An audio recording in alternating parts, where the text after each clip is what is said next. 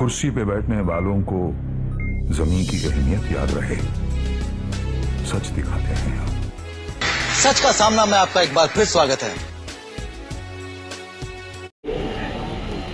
आरज़ू का फिर नया पौधा लगाना चाहिए, मशवरा देता है नन्ही चोटियों का इत्तेहाद, एक मरकज पे फिर हमें लौट आना चाहिए।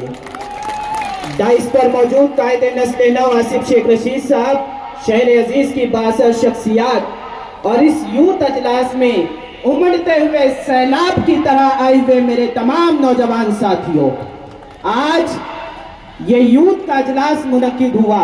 नौजवान ये हर कौम का सरमाया होता है, हर कौम का असासा होता है, और किसी भी कौम की अक्कासी करने के लिए उस कौम के रहबर, उलमा, अकाबरीन और सियासी रहनुमाओं के काम ये साबित करते हैं कि इस मुस्लिम शनाख्त को कायम करने में खानवादे शेख रशीद ने एक अहम किरदार अदा किया। उसका जीता जागता सबूत है कि जब कायदे नस्ल नौ आसिफ शेख रशीद साहब एमएलए थे और उन्होंने मालेगांव शहर का दिल कह जाने वाले आगरा रोड पर फ्लाई ओवर ब्रिज की मंजूरी लाई, तो उसे बानिए तबलीग हिंदुस्तान हजरत ख्वाजा मोइनुद्दीन चिश्ती का नाम देने का काम किया है। मालेगांव म्युनिसिपल कॉर्पोरेशन को मुजाहिद आजादी मौलाना अबुल कलाम आजाद भवन देने का काम किया है।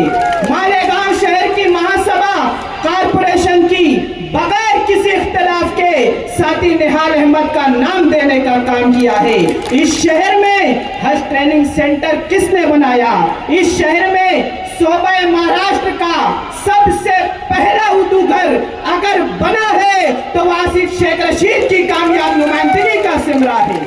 शेख रशीद साहब ने अपने दौर इख्तियार में इस शहर को हारून अंसारी हॉस्पिटल जैसा तोहफा दिया, इस शहर को कुसुम्बा रोड और आगरा रोड जैसी सड़कें दी।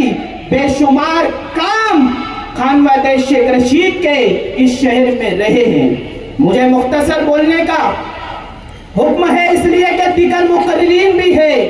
एक अपील करना चाहूंगा, बोलने के और बहुत मौके आएंगे, इंशाअल्लाह हम बोलेंगे। ये वक्त है कि आओ हम अवामी वोटों की ताकत से आसिफ शेख के बाजुओं को मजबूत करें। ऐ नौजवानों, आपको वक्त आ गया है कि हम अपनी जिम्मेदारी को अदा करें। हमें ऐवान असेंबली में ऐसा नुमाइंदा भेजना है जो फिरका परस्तों की आंखों में आंख डालने की हिम्मत भी रखता हो और अपने मुतालबात मनवाने का हौसला भी रखता हो।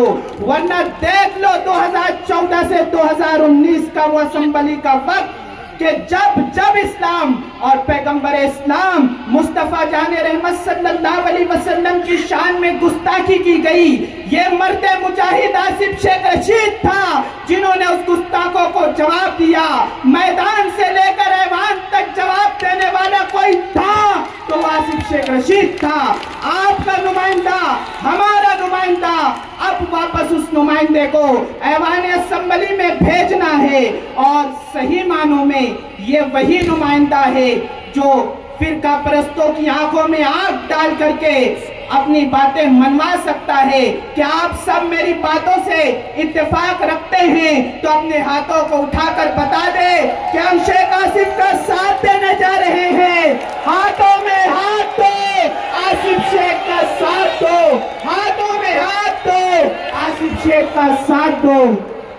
इसी अपील के साथ मैं अपनी छोटी सी गुफ्तगू को खत्म करता हूँ। बहुत बहुत शुक्रिया। अस्सलाम।